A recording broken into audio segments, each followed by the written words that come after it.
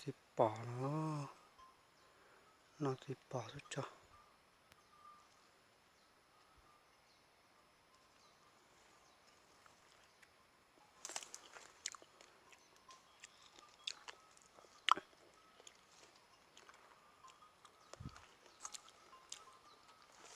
ta tỏ xía đẹp vỏ nữa ô xía cơ đi rồi nó lót cơ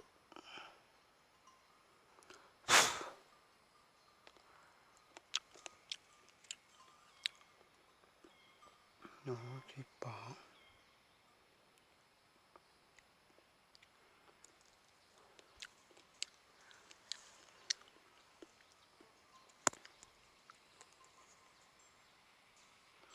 đẹp quá nữa thì là mày giờ ô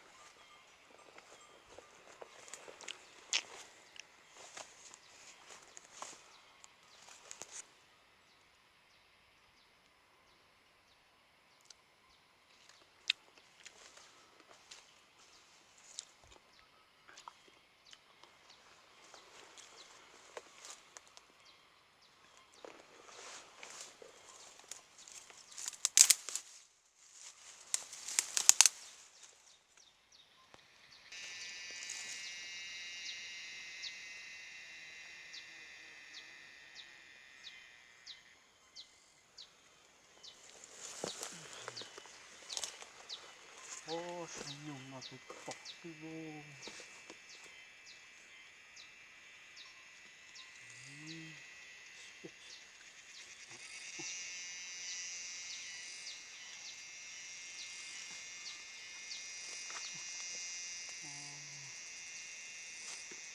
còn nó mà cá tao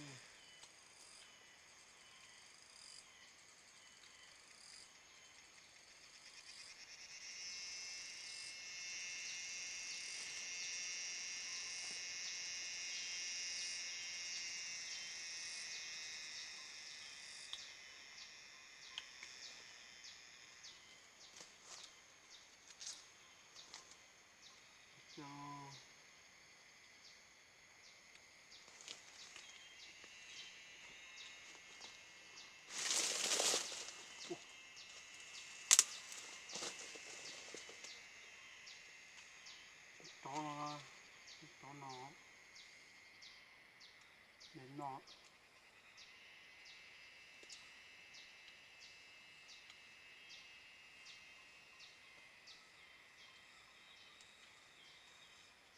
ra nào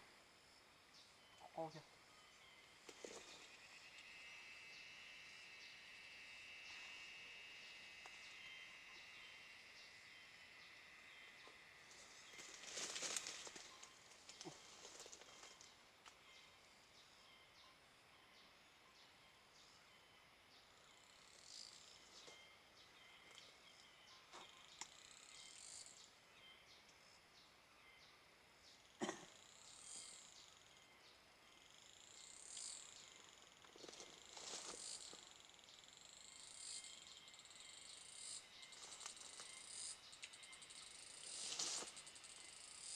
yêu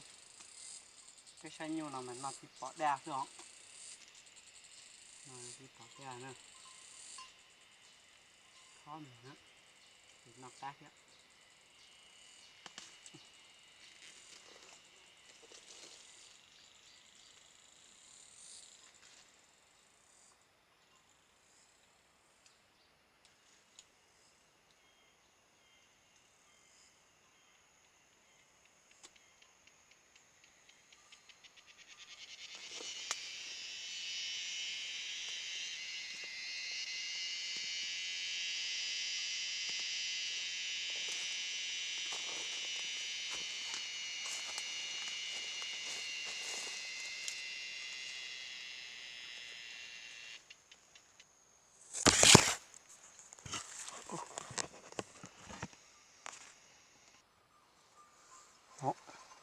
để nó chỉ tới tông một phỏ nữa.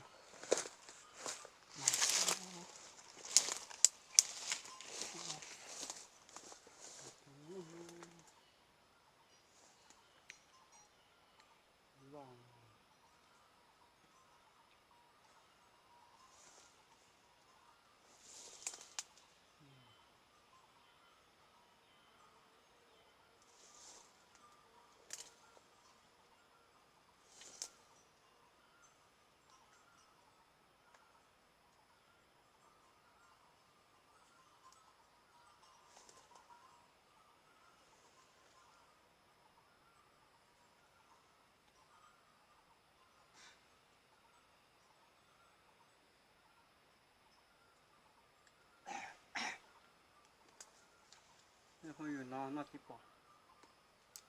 cho như chất lang cái nó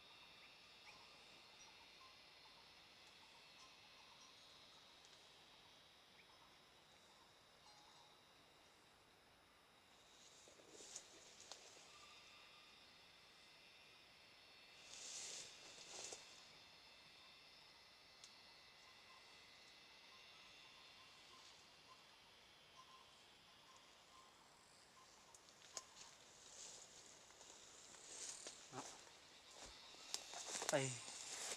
thì bỏ ra thì nó nữa. Ui, bông lụt thiệt đây còn nó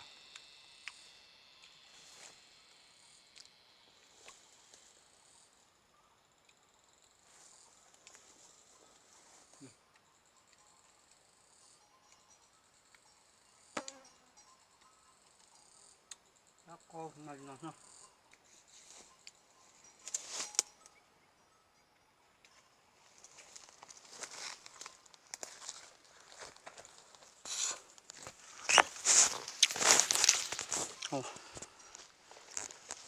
Nó tạt nó chua hay không rồi nhỏ chỉ bua xong nó thế nó giúp cho luôn nó mà nó đây mà sao đường gì nè.